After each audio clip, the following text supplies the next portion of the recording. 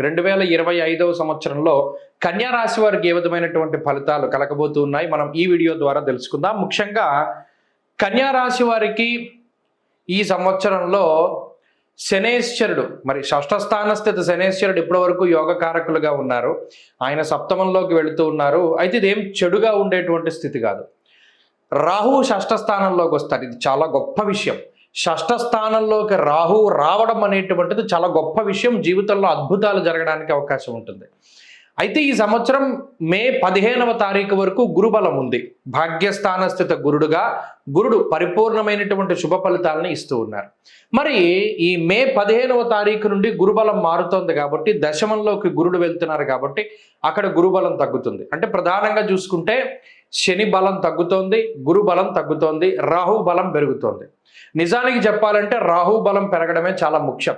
మిగతా గ్రహాలు ఎలాగైనా ఉండనివ్వండి, షష్ఠ స్థాన స్థిత రాహు ఉండడం, షష్ఠ స్థానంలో ఎప్పుడైతే రాహు ఉన్నారో గౌర్భూమి శత్రునాలాభం షష్ఠ స్థానగతే పని.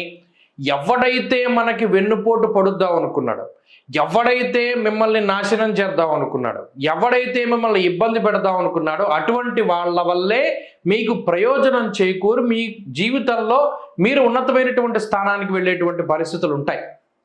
ఇది చాలా విచిత్రమైనటువంటి పరిస్థితి. ఎవరైనా మిమ్మల్ని ఇబ్బంది పెడదామని, మిమ్మల్ని ఉద్యోగం నుంచి తీయించేద్దామని, లేదా మీ మీద ఏదైనా ఒక ఎలిగేషన్, ఒక నీలాపనిందలు, ఒక చెడు ప్రచారం కానీ మొదలు పెడితే నిజానికి అది మీకు చాలా ఫేవర్గా మారుతుంది. వాళ్ళు విసిరేటువంటి రాళ్ళన్నీ కూడా పువ్వులుగా వచ్చి పడుతూ ఉంటాయి. ఇది రాహు చేయగలిగేటువంటి ఒక మాయ. ఎంత మాయ చేస్తాడంటే రాహువు, ఈ షష్ఠ స్థానంలో రాహు ఇచ్చేటువంటి ఫలితం ముందు అటు గురుబలం లేకపోయినా శని బలం లేకపోయినా జీవితం మొత్తం కూడా ఈ సంవత్సరంలో చాలా సాఫీగా వెళ్ళిపోతుంది. రాహు షష్ఠ స్థానంలో ఉంటే అంత గొప్ప ఫలితం. యవన గూఢార్ధ రాజసభలోపేత వ్యయకారకో రాహు అని కీర్తిస్తూ ఉన్నది శాస్త్రం. ఎంతసేపు నిగూఢమైనటువంటి ఆలోచన, ఫోకస్, మీరు చేసేటువంటి ప్రతి విషయం పైన తీక్షణమైనటువంటి ఏకాగ్రత. ఒక పని పట్టుకున్నారంటే ఆ పని పూర్తి చేసేంత వరకు వదలరు. మీరు ఆశ్చర్యపోతారు, నాకు ఏంటి ఇంత ఆలోచన, ఇంత ఏకాగ్రత కుదురుతోంది. ఇదివరకు ఒక పని మొదలు పెడితే దాన్ని మధ్యలో వదిలేసేవాడిని, ఇప్పుడు పూర్తి చేయగలుగుతున్నాను. ఏదో ఒక తెలియని శక్తి నాలో ప్రవేశించి పలానా పని చెయ్యని ప్రేరేపిస్తోంది. లేదు ఏ తీగ పట్టుకుంటే ఏ డొంక లాగచ్చు, లేదు మనం ఈ ముందుకెళ్ళాలి అంటే ఏ రకంగా వెళ్ళచ్చు, ఒక కాంపిటేటివ్ ఎగ్జామ్ రాయాలి అన్నా, లేదు ఒక ఇంటర్వ్యూ, ఒక మాస్, ఎంతో గొప్ప శక్తివంతమైనటువంటి సంస్థలో ఉద్యోగాన్ని పొందాలి, చాలా కాంపిటీషన్ ఉంది, అయినా సరే వెంటనే మీకు ఉద్యోగం వచ్చేటువంటి పరిస్థితులు. అంత మాయ చేస్తాడు రాహు. ఏంటంటే ఒక యూనిక్ స్కిల్ని డెవలప్ చేస్తాడు. ఎవరికీ లేనటువంటి ఒక స్కిల్ని తీసుకొచ్చి మనలో పెడతాడు. మరి షష్ఠ స్థానంలో రాహువుకి అంత బలం ఉంది కాబట్టి కన్యా రాశి వారికి అటు గురుబలం లేకపోయినా, మే వరకు గురుబలం ఉంది, లేకపోవడం అంటే పూర్తిగా లేకపోవడం ఏంలా, సంవత్సరంలో సగం రోజులు గురుబలం ఉంది, మిగతా రోజులు లేదు. మరి ఏమవుతుందండి గురుబలం లేకపోతే అంటే ఎక్కువ ప్రభావం అంతా కూడా ధాన్యనాశో ధనచ్ఛేదం వృధా సంచరణం భయం, అనవసరమైనటువంటి ప్రయాణాలు, అనవసరమైనటువంటి భయాలు, అలాగే అనవసరమైనటువంటి ఖర్చులు, వీటిపైన ఎక్కువ ప్రభావాన్ని చూపెడతారు అటు గురుడు కానీ శని కానీ. సప్తమ స్థానంలో ఉండేటువంటి శని కూడా అంతే. అనవసరమైనటువంటి ప్రయోగాలు చేయడానికి, అప్పటివరకు సాఫీగా సాగుతున్న జీవితంలో పలానా దాంట్లో పెడదాం ఇన్వెస్ట్మెంటు, లేదా పలానా ఉద్యోగం మానేసి ఈ వ్యాపారం చేద్దాం, ఈ పిచ్చి పిచ్చి ఆలోచనలన్నీ తీసుకొస్తారు. అక్కడ ఖండించాలి, ఎప్పుడు సాగేటువంటి దాన్ని సాగనివ్వాలి. అయినా ఎంతసేపు రాహు బలంగా ఉన్నారు కాబట్టి మీకు అనుభవపూర్వకమైనటువంటి జ్ఞానం కనబడుతూ ఉంటుంది.